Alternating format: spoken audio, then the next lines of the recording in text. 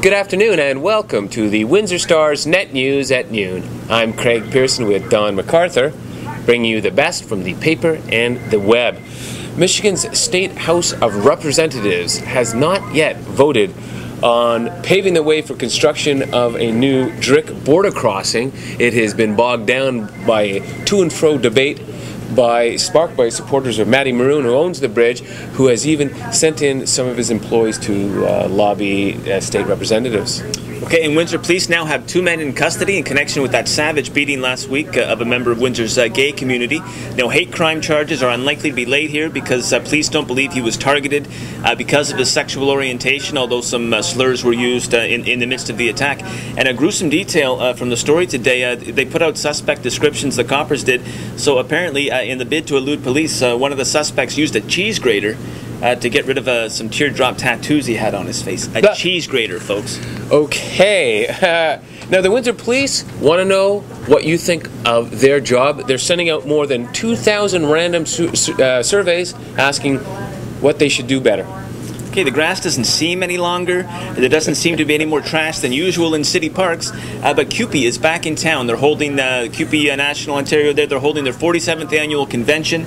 There's about 1,200 delegates in town, and they're expected to drop about $1 million into their local economy. Hey, a big day for Labour another way, too. Buzz Hargrove, the former president of the Canadian Auto Workers Union, is in town to talk at a CAW retirees luncheon.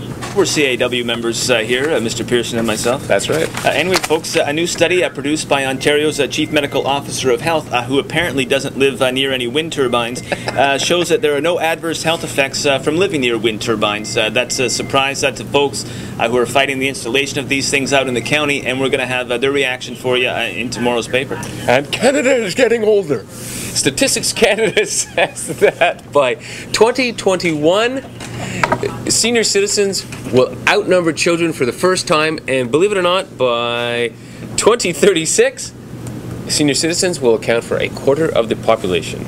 Okay, folks, it's prom season, and our gallery of your prom pics is growing by the day. Literally, it's growing by the hour. So make sure you're part of the action. Send us your prom photos to www.windsorstar.com/tips. We'll make you famous. And speaking of famous, what about Windsor Star food dude Ted Whipp, who's here to talk to us about wine? Ted, my favorite subject. Come on in. Well, I don't know how famous, but we have a lot of vintages here. Many of the wineries entered the All-Canadian Wine Championships, the country's oldest and largest championship wine competition for only Canadian wines. Wow. So this is pretty big. And it's based in Windsor, and 8 of our wineries that participated took home some medals. And nice. Several of them won not only a medal in the category, but they were best of category, which is pretty impressive. Well, like 18 overall? What was the 18 number? 18 medals that they snagged. So, how many wineries are there locally?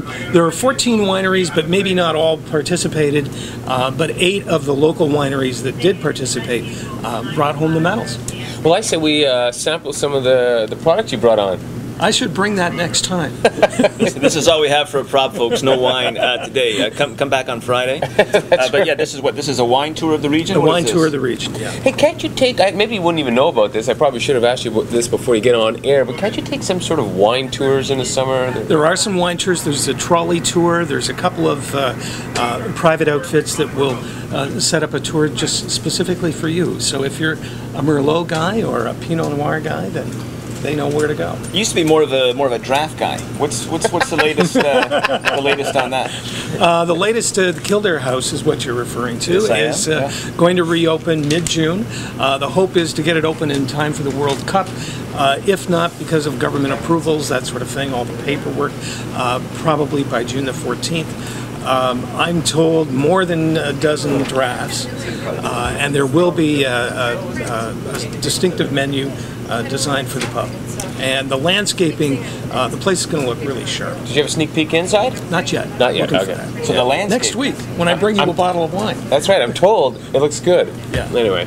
Okay, folks, we're getting a sign here from our producer here. We got to wrap it up. But if you want the bars to be open at 10 a.m. Early for the World Cup, you phone Duncan, you phone Pupatello, you make it happen. Online and on your porch, we're the Windsor Star.